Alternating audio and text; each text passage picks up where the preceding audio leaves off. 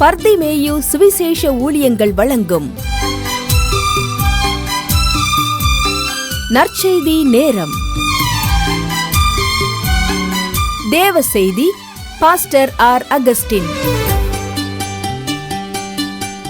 இந்த நாளில் உங்களோடு நான் பேசி வருகிறேன். காரியங்களை வாய்க்கச் செய்கிற கர்த்தர். இதுவரைக்கும் உங்களுக்கு வாய்க்க செஞ்ச காரியத்தையும் சொன்னேன், வாய்க்காம போனதுக்கான பல காரணங்களையும் சொன்னேன். ஒரு பெண் என்னைக்கு இயேசுவை பற்றி கேள்விப்பட்டாலோ அன்றைக்கு அவள் ஓடினாள். ஜன கூட்டத்துக்குள்ளே ஓடினாள். திரளான கூட்டத்துக்குள்ளே ஓடி போய் அவருக்கே தெரியாமல் அவருடைய சரீரத்தை தொட்டா உடனே அவள் உதிரத்தின் ஊரல் நின்று போனதாம். மார்க் 5:29 வாசிக்கிறோம். உடனே அவள் சரீரத்தில் அதை உணர்ந்தாளாம். இன்னைக்கு சொல்றேன், ஆண்டவரை தேடுறவங்களுக்கு வேதம் சொல்லுது, சிங்க குட்டிகள் தாழ்ச்சி அடைந்து பட்டினியாய் இருக்கும் கர்த்தரை தேடுகிறவர்களுக்கோ ஒரு நன்மையும் குறைவுபடாது. இந்த நம்பிக்கையோட வேதாகமத்தை எடுத்து திரும்ப அடிப்படை அதிகாரத்துக்கு வந்திருக்க 2 நாளாகமத்தில் 26ஆம் அதிகாரத்தில் 15, 16வது வசனத்தை கையில் எடுத்துக்கிறீங்களா? அப்படி எல்லாரும் எடுத்து விளக்கும். சிங்கக்குட்டிகள் பட்டினி கிடக்கும், ஆண்டவரை தேடுவோர்க்கு குறை இல்லையே.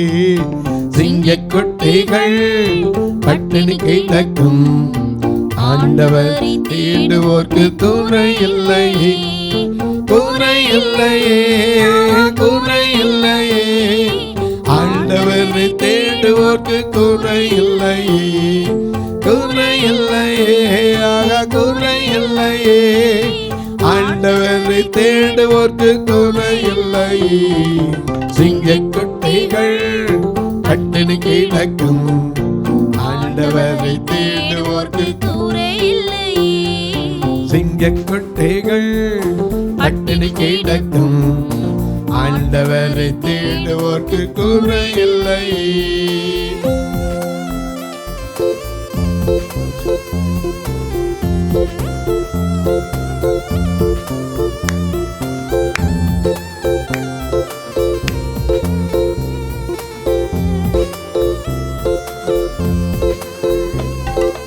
எதிரிகள் முன் விருந்தொன்றை, எதிரிகள் முன் விருந்தொன்றை ஆயத்தப்படுத்துகிறார்.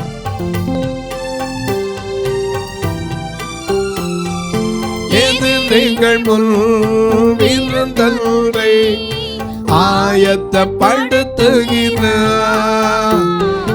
என் தலையை எண்ணெயினால் அபிஷேகம் செய்கின்றார்.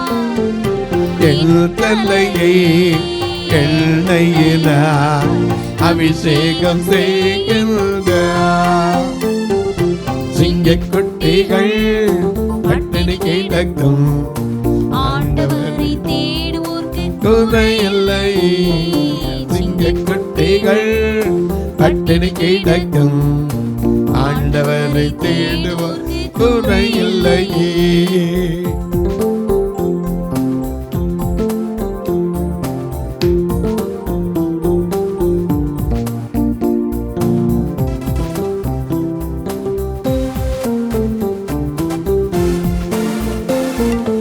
ஆத்துமாவை தேடுகிறார், ஆத்துமாவை தேடுகிறார், ஆவியை பொழிகின்றார்.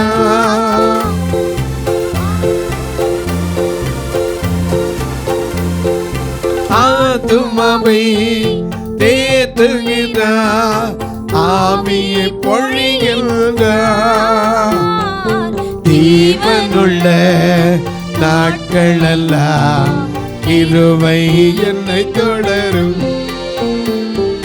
ஜீவனுள்ள நாட்களெல்லாம் கிருபை என்னை தொடரும், உங்க கிருபை என்னை தொடரும், ஐயா கிருபை என்னை தொடரும். எல்லாம் எடுத்துருப்பீங்க. இப்ப வாசிக்க கேட்போமா? 2 நாளாகமம் 26ஆம் அதிகாரம் 15-16 வசனம். கோபுரங்கள் மேலும் அலங்கங்கள் மேலும் நின்று அம்புகளையும் பெரிய கற்களையும் பிரயோகிக்கிறதற்கு நிபுணரான தொழிலாளிகள் கற்பித்த யந்திரங்களையும் அவன் எருசலேமில் உண்டாக்கினான். எல்லா காரியத்தையும் அவன் செய்தான். ஆனா வாய்த்தது அவனுக்கு. அவன் செய்வதெல்லாம் வாய்க்கணும் சொன்னபடி வாய்த்தது. அப்படியே அவன் கீர்த்தி வெகு தூரம் பரம்பி, அவனுடைய கீர்த்தி வெகு தூரம் பரம்பிட்டான். அவன் பலப்படும் மட்டும், நல்ல கவனிங்க, பலப்படும் மட்டும் ஆச்சரியமாய் அவனுக்கு அனுகூலம் உண்டாயிற்று. பலப்பட்ட பின்னாடி தானே புத்தியா மாறுது. பலப்படுற வரைக்கும் ஆண்டவரே ஆண்டவரேமோ. எனக்கு அன்பார்களே, அநேக நேரம் அப்படித்தான். காரியம் ஆகிற வரைக்கும் கழுத காலை கூட பிடிப்போம். ஆயிடுச்சுன்னா எனக்கு அன்பார்களே, கொடுத்தாலும் எடுத்தாலும் ஸ்தோத்திரம் சொல்ல பார்த்துக்கணும். மனுஷனுடைய வீழ்ச்சிக்கு காரணமே புகழ்ச்சி. மற்றவங்க வந்து கொஞ்சம் நல்லா இருக்குன்னு சொன்னால் சரி, அவ்வளோதான், உடனே உச்சக்கட்டுக்கு ஏறிடுவார். இப்படி தான் அப்போஸ்தலர் 12ஆம் அதிகாரத்தில் 22-23 பார்க்கிறோம். ஏரோது பிரசங்கம் பண்ணான். அதை பார்த்து உடனே ஜனங்களெல்லாம் என்ன சொன்னாங்க? மனுஷ சத்தம் அல்ல, அடேங்க அப்பா, மனுஷ சத்தம் அல்ல, தேவ சத்தம் என்று ஆர்ப்பரித்தார்கள். அவன் தேவனுக்கு மகிமை அல்ல. கவனிங்க, பலப்படும் போது தேவனுக்கு அந்த மகிமை செலுத்தணும். தேவனுக்கே மகிமை, தெய்வத்துக்கே மகிமை, என்னை தேடி வந்து மீட்டவனே தினம் உமக்கே மகிமை, என்னை தேடி வந்து மீட்டவனே தினம் உமக்கே மகிமை. ஐயா வாழ்க வாழ்க, உம் நாமம் வாழ்க, ஐயா வாழ்க வாழ்க, உம் நாமம் வாழ்க.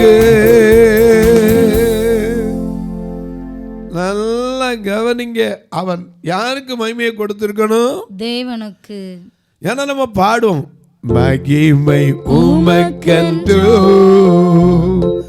மாட்சிமை உமக்கன்றோ, மகிமை உமக்கன்றோ, மாட்சிமை உமக்கன்றோ, துதியும் புகழும் ஸ்தோத்திரமும் தூயவர் உமக்கன்றோ, துதியும் புகழும் ஸ்தோத்திரமும் தூயவர் உமக்கன்றோ. ஆராதனை ஆராதனை ஆராதனை ஆராதனை என் அன்பரேசுவுக்கே, என் அன்பரேசுவுக்கே.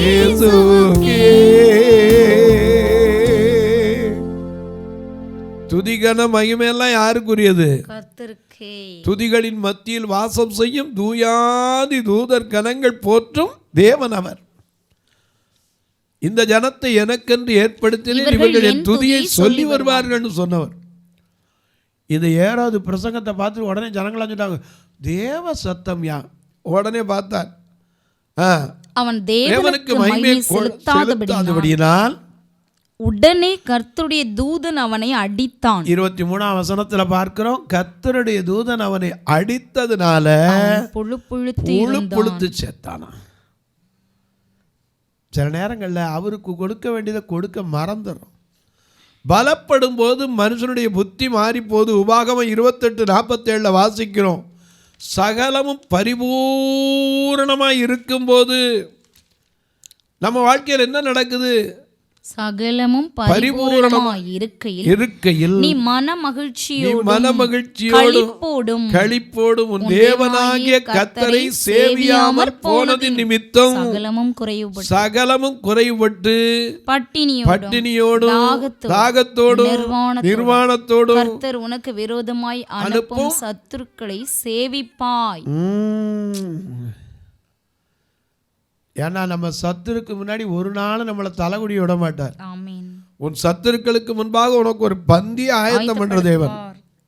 ஆனா ஏன் நம்ம தாழ்ந்து போக வேண்டி வருது தெரியுமா? கொடுக்க வேண்டியதை கொடுக்க மறந்துடுறோம். மகிமை கனமெல்லாம் யாருக்குரியது? அவருக்கு, வேற யாருக்கும் கிடையாது. எனக்கு கண்வருடைய பலப்பட்டாச்சுன்னா மனுஷனுடைய புத்தி மாறி போகுது. படிக்கும்போது ஆண்டவரேம்மா, படித்து முடிக்கும்போது ஆண்டவரேம்மா, வேலை கிடைச்ச பிறகு பார்த்தீங்கன்னா நான் வாங்குற சம்பளம். அதனால தான் ஆண்டவர் சொன்னார், எப்பா கிதியோன்ட்ட படையை கூட்டிகிட்டு போகும்போது சொன்னார், என் கை இதை செஞ்சுன்னு எவனும் பெருமை பாராட்டிடக்கூடாதுப்பா. என் கை இது சாமர்த்தியம் சம்பாதிச்சது சொல்லிடக்கூடாது. எனக்கு அன்பானவர்களே, எப்போதும் நாதனை ஸ்தோத்தரி பாடுவாங்க. சிபிஎம்மில் பார்த்தீங்கன்னா அந்த பாட்டு அடிக்கடி பாடுவாங்க. எப்போதும் நாதனை ஸ்தோத்தரி, எந்த நாளும் ஸ்தோத்தரி. நம்மளும் பாடுறோம், எந்த காலத்திலும் எந்த நேரத்திலும் நன்றியாயுமை நான் துதிப்பேன். என வாழ்விலும் தாழ்விலும் நீர், வாதையும் பாதையும் நீர், தேவனும் ஜீவனும் நீர், ராஜராஜனும் நீர். பலப்படுற வரைக்கும் அடே அப்பா அவன் காரியமெல்லாம் வாய்த்தது. கர்த்தரை தேடின நாட்கள் அவனுக்கு அனுகூலமாச்சு. உடனே பார்த்தான், இவ்வளவு பலப்பட்டாச்சு, ஊழியத்துக்குள்ள தலை கொடுத்துட்டான். துணிஞ்சு ஊழியத்துக்குள்ள தலை குடிச்சு தூப கலசத்தை, ஆசாரியரை பிடிக்கிற தூப கலசத்தை வந்து பிடிக்க பார்த்தான். அப்போ 18ஆம் வசனத்தில் ஒரு வார்த்தை வருது.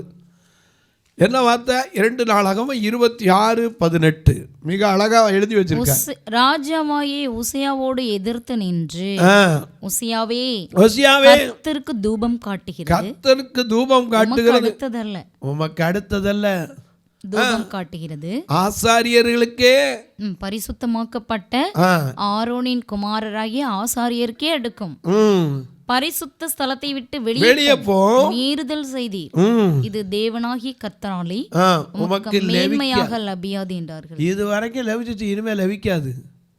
அதே போல பாருங்க, ஆலயத்தை விட்டு வெளியே வரும்போது, உள்ள போகும்போது நல்லா போனால் வீரத்தோட போனால், திருப்பி வரும்போது என்ன வந்தான்? குஷ்டரோகியா வந்து கடைசியில் தனி வீட்டில் இருந்து செத்தான்.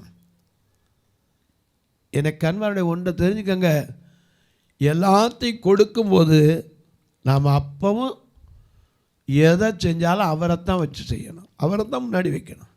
எதை இழந்தாலும் அவரை முன்னாடி வைக்கணும். முதலாவது தேவனுடைய ராஜ்யத்தையும் நீதியும் தேடுங்கள். தாவீது எல்லாத்தையும் இழந்துட்டார். 1 சாமுவேல் 30ஆம் அதிகாரத்தில் சிக்லாகில் போய் குடியிருந்தார்.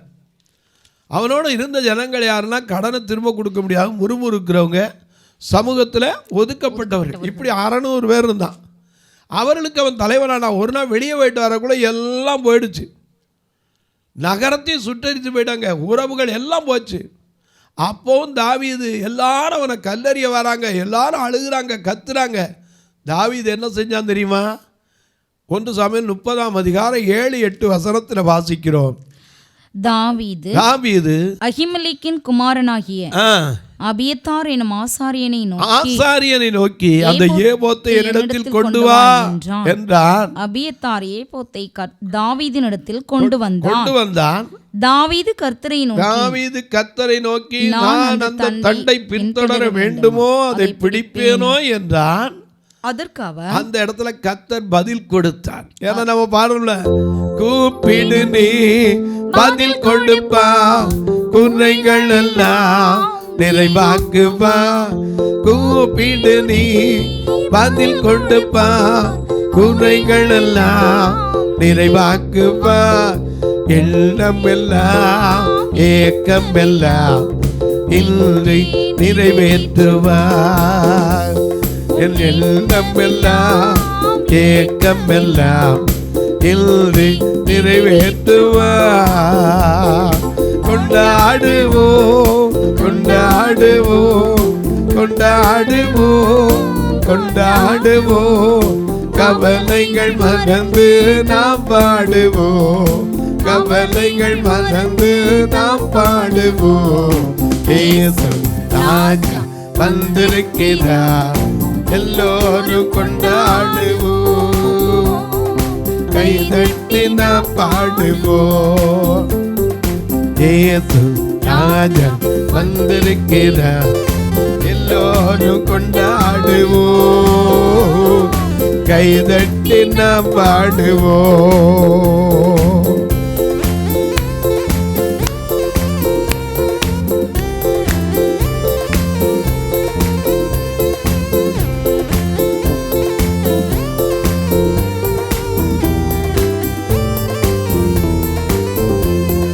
கண்ணீரெல்லாம் துடைத்திடுவா, கரம் பிடித்து நடத்திடுவா, கண்ணீரெல்லாம் துடைத்திடுவா, கரம் பிடித்து நம்மை நடத்திடுவா. எண்ணமில்லா ஏக்கமில்லா இன்று நிறைவேற்றுவா, என் எண்ணமெல்லாம் ஏக்கமெல்லாம் இன்று நிறைவேற்றுவார். கொண்டாடுவோம் கொண்டாடுவோம் கொண்டாடுவோம் கொண்டாடுவோம், கவலைகள் மறந்து நாம் பாடுவோம், கவலைகள் மறந்து நாம் பாடுவோம். நோய்களெல்லாம் நீக்கிடுவார், நொடி பொழுதில் சுகம் தருவார். உங்க நோய்களெல்லாம் நீக்கிடுவார், நொடி பொழுதில் சுகம் தருவார். பேய்களெல்லாம் நடுநடுங்கும், பெரியவர் திருமுன்னி, பேய்களெல்லாம் நடுநடுங்கும், பெரியவர் திருமுன்னி. கொண்டாடுவோம் கொண்டாடுவோம் கொண்டாடுவோம் கொண்டாடுவோம், கவலைகள் மறந்து நாம் பாடுவோம், கவலைகள் மறந்து நாம் பாடுவோம். இயேசு ராஜா வந்திருக்கிறார், எல்லோரும் கொண்டாடுவோம், கைதட்டி நாம் பாடுவோம், ஆக கைதட்டி நாம் பாடுவோம், ஆக கைதட்டி நாம் பாடுவோம். எனக்கு அன்பானவர்களே, எல்லாத்தையும் நீக்குவார். ஆனால் அடாத வழக்கில் தலையிடுறது நாயின் காதை இழுத்து விடுற சமம். நீதிமொழிகளில் வாசிக்கிறோம். வழியில் போகிறவன் தனக்கு கடாத வழக்கில் தலையிடும் போது நாயின் காதை இழுத்து விட்டுறதுக்கு சமம். இவன் பாட்டில் ராஜாவாக இருந்தால் நல்லா வந்துச்சு, எல்லாம் வந்துச்சு, பேசாமல் இருந்திருக்கலாம்ல. ஊழியத்துக்குள்ளே போய் என்ன செய்யுது? தலையை போடுறது. எல்லாம் சொன்னாங்க, ஐயா இது வேண்டாயா, இது ஆசாரியருக்குரிய காரியம், நீங்கள் இதில் தலையிடாது. உடனே எதிர்த்து கோபத்தோடு பார்த்தான். தூபக்கலத்தை பிடிச்சான். கடைசியில் நெத்தியில் என்னதுச்சு? குஷ்டரோகம் வெடிச்சது. அவனை வெளியேற்ற வேண்டாம். அவனுக்கு தெரிஞ்சு கர்த்தர் தன்னை அடித்தார்னு. கடைசி வரைக்கும் அவன் வாழ்க்கையில் பார்த்தீங்கன்னா ராஜாவாக இருந்தவன் அது எத்தனை வருஷம்? 52 வருஷம். 68 வயசு 52 வருஷம் அரசாண்டவன். ஆனால் கடைசியில் எங்கள் ராஜா எங்கே இருக்காரு? தனித்த வீட்டில் எப்படி இருக்காரு? உடம்பெல்லாம் பொத்து உடைஞ்சு புஸ்தரமாக தனியாக உட்காந்துருக்காரு. பாளையத்துக்கு புறம்பே இருக்கல. ராஜாவாக இருக்க போய் ஒரு வீட்டில் வச்சான். ஏன்னா அந்த நாட்களில் வீட்டுக்குள்ளே ஓட்டு அடைச்சிடுவாங்க ஆசாரியன். வீட்டு குஷ்டம்னு கூட இருக்குது. எண்ணாமத்தில் நீங்கள் உட்காந்து வாசிச்சு பார்த்தீங்கன்னா அதெல்லாம் இப்போ உங்களுக்கு சொல்ல நேரம் இல்லை. வீட்டில் செவத்தில் குளியிருந்தால் கூட அந்த மண்ணை இடித்து கொண்டு பாளையத்துக்கு புறம்பே ஓடணும். இப்படிலாம் குஷ்டம் இருக்குது. அரி குஷ்டம், சொறி குஷ்டம், இப்படிலாம் இருக்குது. இயேசு கிறிஸ்து வந்த பிறகு தான் அந்த குஷ்டரோகத்துக்கு ஒரு விடிவு கிடச்சி. குஷ்டரோகிய முதல்ல போய் எனக்கு சித்தம் உண்டு சுத்தமாக கையை நீட்டி தொட்டவன். அதனால தான் நான் பாடுறோம், சித்தமுண்டு சுத்தமாக என்று சொல்லி சுகமாக்கிய நீ ஐயா என்று சொல்லி சுகமாக்கினி. சித்தமுண்டு சுத்தமாக, சித்தமுண்டு சுத்தமாக என்று சொல்லி சுகமாக்கினி, என்று சொல்லி சுகமாக்கினி. ஐயா என்று சொல்லி சுகமாக்கினி. விண்ணப்பத்தை கேட்டவரே, கண்ணீரை காண்பவரே, சுகம் தருபவரே, ஸ்தோத்திரம் ஏசையா. சுகம் தருபவரே, ஸ்தோத்திரம் ஏசையா.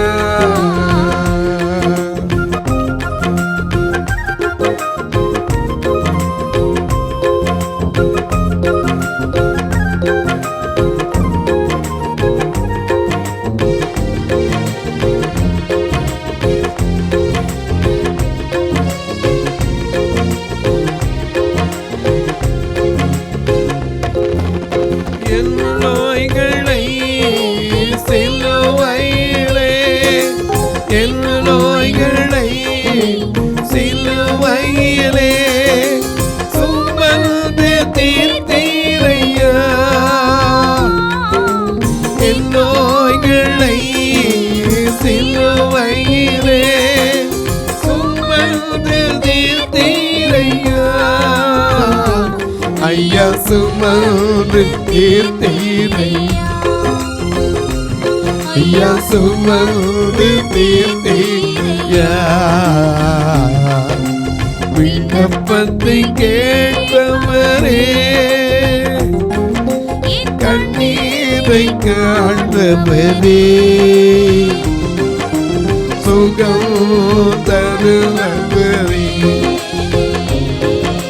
ஸ்தோத்திரம் ஏசையா. ஐயா சுகம் தருபவரே, ஸ்தோத்திரம் ஏசையா. நல்லா கவனிங்க, நல்லா கவனிங்க. பலப்படுற மட்டும் இன்னைக்கு எல்லாருடைய வாழ்க்கையிலும் ஆண்டவரை தேடுறோம். பலப்பட்ட போது துட்டு நிறைய கையில் வந்துச்சுன்னா என்ன செய்யாது, ஆண்டவரை தேட மறந்துடும். அது வரைக்கும் காலையில் 4 மணி ஜெபத்துக்கு ஓடுவோம். காலையில் இருந்துச்சு பாய் விரிக்க போய் நிற்பான்.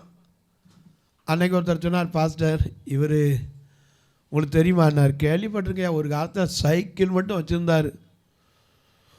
பார்த்தீங்கன்னா ஒரு ஏரியா மீட்டிங் கூட இவர் தான் வந்து பாய் போடுவார். வந்து ஓரத்தில் சும்மா அப்படி எல்லோரும் வரதுக்கு முன்னாடி வந்து உட்கார்ந்துருப்பார். இப்போ பார்த்தீங்கன்னா எல்லோரும் வந்த பிறகு கடைசியில் காரில் அப்படி வந்து வளைச்சி நிப்பாட்டுவார்.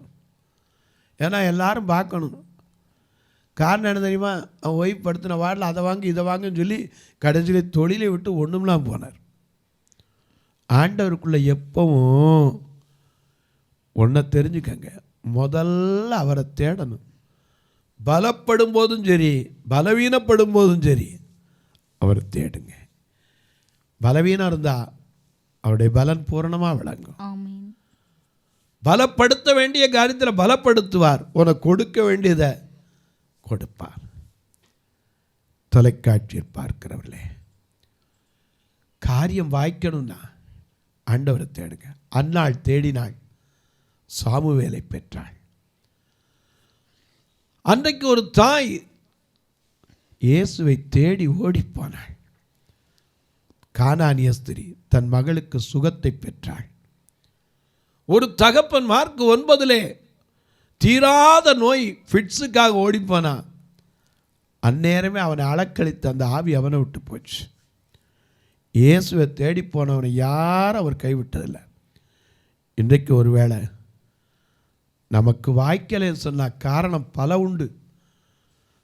நமக்குள்ளே இருக்கிற காரியங்களை கொஞ்சம் யோசித்து பாருங்கள். நியாயப்பிரமாணம் நம்ம வாயில் இருக்கா? எனக்கு கண்மானவர்களே, அவருக்கு பிரியமானதை செய்கிறோமா? இரவும் போலும் தியானிக்கிறோமா? நம்மை நாம் நிதானித்து அறிந்து கொண்டால் நியாயம் தீர்க்கப்பட மாட்டோம். தொலைக்காட்சியில் பார்க்கிறவர்களே, இந்த நிகழ்ச்சியை பார்க்குறீங்க, பரவசம் அடைகிறீங்க, ரொம்ப சந்தோஷம். ஒரு வார்த்தை இதுக்காக ஜெபம் பண்ணீங்களா? தினந்தோறும் வரணும். அதற்கான பொருளாதார தேவை சந்திக்கப்படணும். அது மட்டும் இல்லை, எங்கள் ஆலயத்தில் ஒரு ஞாயிற்றுக்கிழமை கூட நான் சாப்பிடாமல் அனுப்பக்கூடாதுன்னு நினைப்பேன். உங்கள் பிறந்தநாள், திருமண நாள் போன்ற நல்ல நாட்களில் எத்தனையோ விருந்து வைப்பீங்க, நான் இல்லைன்னு சொல்லலை. இந்த பார்வையற்ற மக்களுக்கும் கர்த்தர் உங்களை ஏவினா நீங்களும் தாங்கலாம்.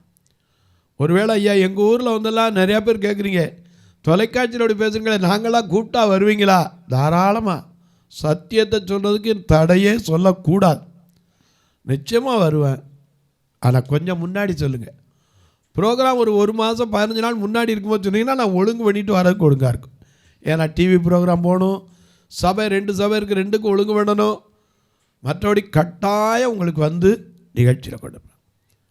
இப்போ உங்களுக்காக ஜெபிக்க போகிறேன்.